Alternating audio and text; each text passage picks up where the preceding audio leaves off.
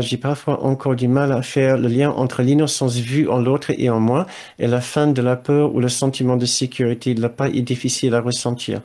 Euh, merci, merci Tiffen. Je vois Guy que tu as ouvert ton micro. Je vais essayer juste de répondre aussi Brigitte, excuse-moi, je vais juste essayer de répondre à cette question. Euh, ok. Cette innocence, l'innocence que nous cherchons en l'autre n'est pas dans sa personnalité. C'est quelque chose au-delà de la personnalité elle-même. Et donc, c'est là où nous trouvons, en fait, le résonance ou le rappel ou le parallèle avec nous-mêmes. Notre innocence n'est ni dans notre ego, ni dans notre corps, ni dans le psyché individuel. C'est quelque chose de plus pur et de plus parfait que cela. Et c'est là où nous trouvons l'idée de l'unité, trouver ce qui est profondément bon dans l'esprit de l'autre, pas dans la personne de l'autre, certainement pas dans son ego.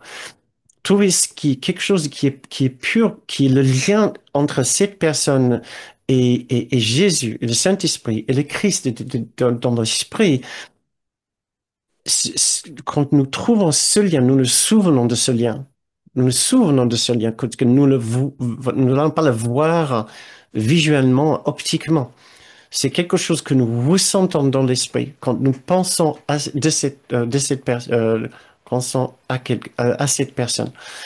Euh, donc, ce n'est pas quelque chose que nous allons voir visuellement. Nous pouvons aussi bien avoir cette expérience de voir l'innocence en lui dans notre esprit que quand nous sommes face à cette personne.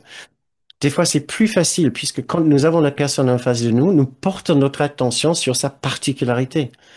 Donc, c'est plutôt un souvenir de quelque chose qui est pur et bon chez l'autre, qui est exactement la même chose qui est pur et bon en nous.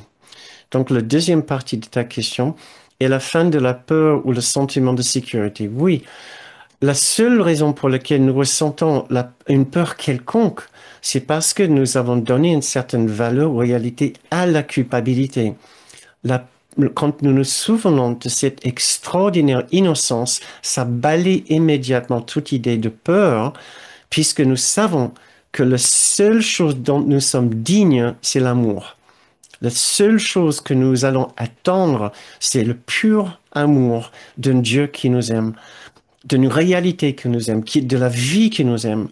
La moindre trace de la moindre peur est le signe que nous constatons encore, que nous considérons encore que nous sommes séparés de cet amour pur qui nous aime au-delà de tout.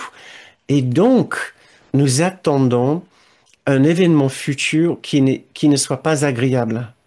Donc, quelque chose dont nous allons avoir peur.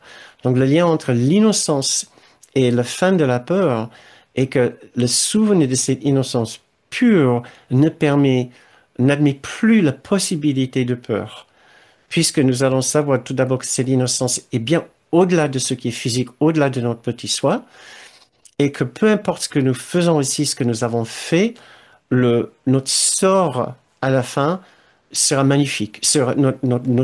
Notre destin est déjà bouclé dans l'amour et absolument certain dans une joyeuse réception au ciel.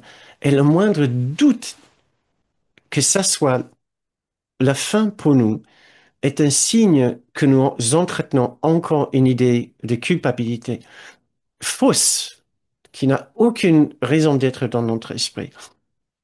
Il n'y a jamais eu la moindre raison qui pourrait provoquer, le moindre acte qui aurait pu provoquer la moindre culpabilité, le moindre doute de toute la bonté et l'amour qui sont notre dû.